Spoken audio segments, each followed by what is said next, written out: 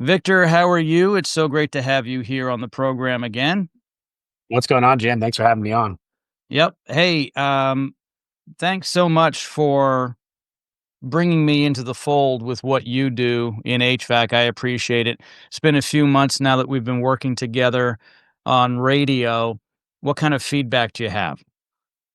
Obviously, Jim, me and you have been going back and forth for years on, finally pulling the trigger on this and a couple different brands, and finally I said, hey, let's do it. And we think we rolled out a fifth score, beginning of the year, something along those lines, maybe February. And to be honest, I've done a lot of radio in the past. In Southern California, I did a lot of branding radio, different Go Country radio stations, 30-second, 60-second spots. And it was always really hard to track and really see the ROI on it. And of course, we know we were getting it, but, it was hard to track. I think that's been the biggest difference noticing working with Checker Pro is that how the radio station and how the radio station you choose, how you structure the actual interview on the radio and have that authoritative figure on there, and you get the direct response where people are calling in right away.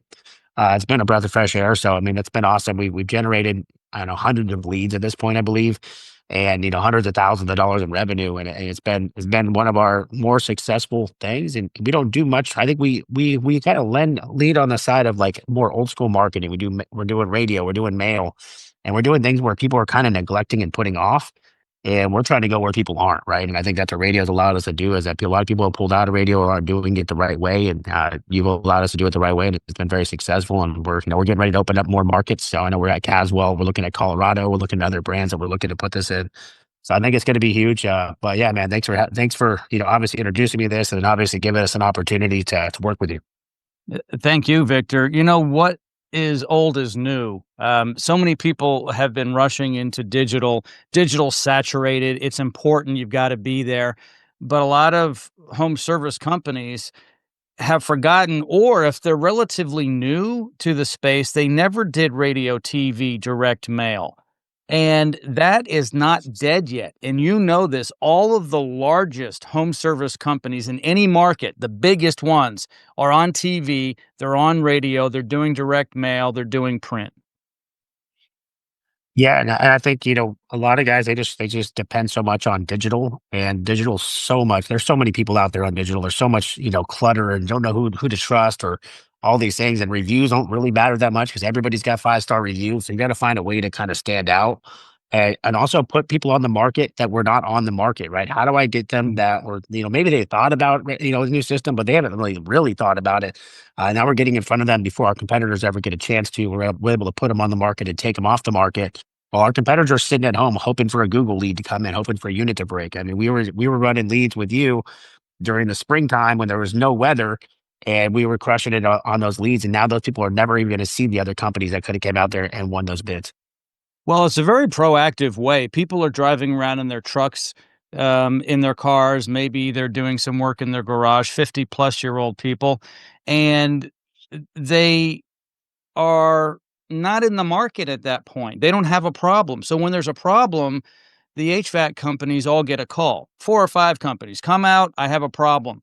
When you talk to them in a direct response fashion, they know they may have an old system. It may not be great. They don't know who to call, but they're like, "Okay, I heard this guy Victor on the radio. Sounds trustworthy. He's on the Check a Pro radio show. Jim, the host, has checked him out. I'm going to call now." So when you guys go out there, Victor, there aren't 2 other HVAC companies in the street waiting for you to leave to bid. They're only using you. Yeah, and I think that's where we really try to lead most of our marketing, right? And we lead with tune-ups and service, and while everybody else is waiting for the unit to break down, by the time the unit breaks down, they've hit Google, they've seen 15 different companies, and, sometimes they've already called 5 different companies before they finally got to you to answer the phone. And I know like right now it's summertime just hit. It's 100 degrees outside. Yesterday our phones are going crazy on repair calls. Well, we go knock on the door, there's already another company there. Or we're in the house, another company shows up and knocks on the door behind us. So this really allows us to have control of that customer, control the narrative from beginning to end, and not really let them hit the market. And we've seen higher closing percentages, also higher average tickets on maintenance, come radio or mail or things along those lines, rather than trying to wait for those repair calls to come in where they've already started price shopping you and Google and everything. I suggest to all home service companies, regardless of category, whether it's HVAC, electric, plumbing, it doesn't really matter.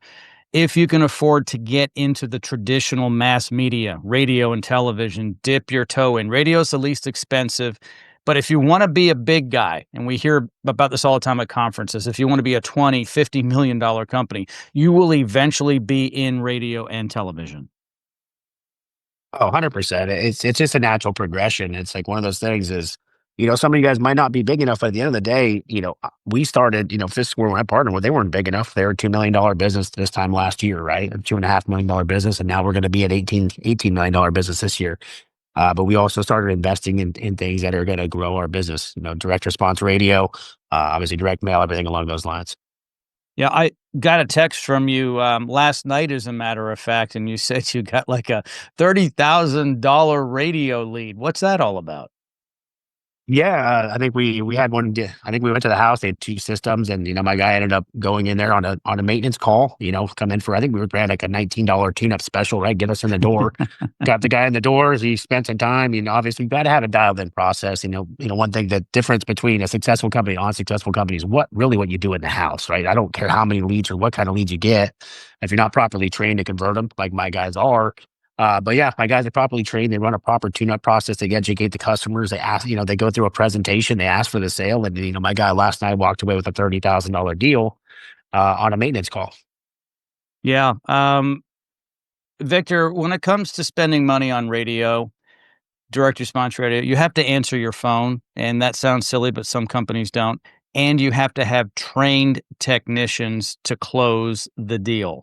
Someone's got to be able to close the deal. The salesperson, technician, whoever that is, they need to be able to do that. So I tell home service companies all the time, when they are thinking about investing in radio, which is not inexpensive. It's not out of the, galaxy pricing, but it's not, you don't pay like, $5 for a little ad on Facebook. I mean, this is more expensive. I tell them, you have to answer your phone and you have to be able to close the deal. You will get calls. You will be invited into their home, and then you need to convert.